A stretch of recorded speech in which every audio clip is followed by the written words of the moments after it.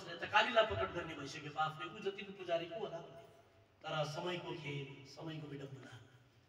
एक दिन दिनभरि पूजा गरिराख्छ, थाके। बेलुका 5-6 बजेको समयमा जान्छु, आज एकछिन म जङ्गलमा हावा खान जान्छु, साह्रै मलाई टाउको दुखेको छ। मान्छेहरू त लाइन लाग्थ्यो नि त उसको घरको बाहिर पूजा गर्न। फेरि उयो पनि थियो अलिकति यस्तो झारफुक गर्ने जस्तो थियो, जाति बनाइदिन्थे मान्छे। वैद्य पनि थियो, के चाहिँ जानेको थिएन। घाउ लागेको, टाउको दुखेको, भुँडी यो त म जतिको त होइन होला, यसले त यहाँ त यत्रो 60 जना मान्छेलाई के सुनाउँदैछ। तर म छेउमा बसेर सुन्दिनँ, यसरी पलिटी मारेर बसेर सुन्दिनँ, घमण्डले दिएन अगाडि बसेर। तर रुखको पछाडिबाट त सुन्छु यो साधुले के चाहिँ सुनाउँदो रहेछ भने। सजनौ, साधुले 50-60 जना मान्छे जो भक्तहरू वाक्य सुनाउँदै थिए। अब साधुको वचन म तपाईँहरूलाई भन्छु है। रामकृष्ण परमहंस कहाँ छ? कहाँ छ? रुखको पछाडि छ। हेर्नुहोस् कतिजनाले सुन्नुहोस् है राम्रो, घमण्डले बस्नु देख्दैन अगाडि। रुखको पछाडिबाट कान ठाडो पारेर अब साधुको वचन सुन्दैछ। अब साधुको वचन, जति नै रीति सिद्धि प्राप्त गर, जति नै तन्त्र मन्त्र जान, जति नै पुण्य पाठ गर, जति नै तीर्थव्रत गर, जति नै देवी देवतालाई प्रकट गरे तापनि समयको तत्वदर्शी महापुरुषको शरणमा गएर जबसम्म आत्माको ज्ञान हुँदैन, तिमीले गरेको पूजा, तिमीले गरेको देवीले पनि तिमीलाई केही पनि फलिफाप दिँदैन भनेर सन्तले त मजाले भनिँदै थिए। अब याद गर्नुहोस्, त्यो तल बस्नेलाई चाहिँ सत्सङ्ग त खुब रमाइलो लाग्यो, राम्रो पनि लाग्यो।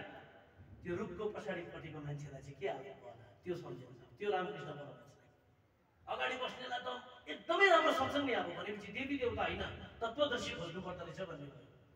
रामकृष्ण परमहंसले आफ्नै किताबमा लेखेको कुरा गरेको मैले तपाईँहरूलाई, मैले गुरु कसरी पाएँ भने। सदनमा सत्सङ्ग सक्यो, प्रसादहरू लिएर भक्तहरू गए। त्यति बेला त त्यस्तो अब यहाँ कहाँ पुरीहरू ठाउँ हुन्थ्यो त, फुल प्रसाद के हुन्थ्यो भर्ती गयो। रुखको पछाडिबाट रामकृष्ण परमहंस सिधै निस्केर छाती पक्रिन्छ, साधुको झुक्दैन। कस्तो डरलाग्दो अब कुरा सुनाइराख्छ। ढुङ्गी, म रामकृष्ण परमहंस कालीको भक्त, तैँले अहिले के सुनाएको? रिद्धि सिद्धि प्राप्त गर्नाले पनि कल्याण छैन, देवी देवताले पनि कल्याण छैन, म तेरै अगाडि कालीलाई प्रकट गरिदिन चाहन्छु भन्दाखेरि साधुले भन्यो मलाई त्यो कालीलाई प्रकट गर्नु छैन, हेर्नु छैन भने। तर मैले एकपल्ट भनेको सत्सङ्ग तिमीले तिम्रो काली मातालाई सुन। यदि म सत्य छु भने तिमी मलाई खोज्दै आउँछौ, यदि म असत्य छु भने म तिम्रो शरणमा आइदिन्छु भने। जीवनमा कति वर्षको पूजामा धक्का लाग्यो। अब पूजा सत्य हो कि रीति सिद्धि सत्य हो कि कालीको दर्शन सत्य हो, यो त कन्फ्युज भयो। यसको त सोल्युसन आउनुपर्छ। गए अँध्यारो अनुहार लगाएर कालीलाई प्रकट गरे, उसले त प्रकट गरिरहेछ।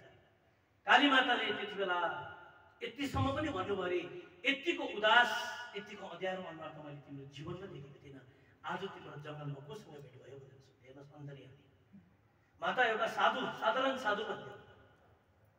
मलाई यति मात्र भनिदिनुहोस्, आमा तपाईँको दर्शन सत्य हो कि? अनि त्यो साधुले त तपाईँकै दर्शन गर्नाले पनि कल्याण छैन भन्यो, तत्वदर्शीको खोज्नु भन्यो भन्दाखेरि ढिलो नगर केही साधुकोमा जाउँ भन्थ्यो।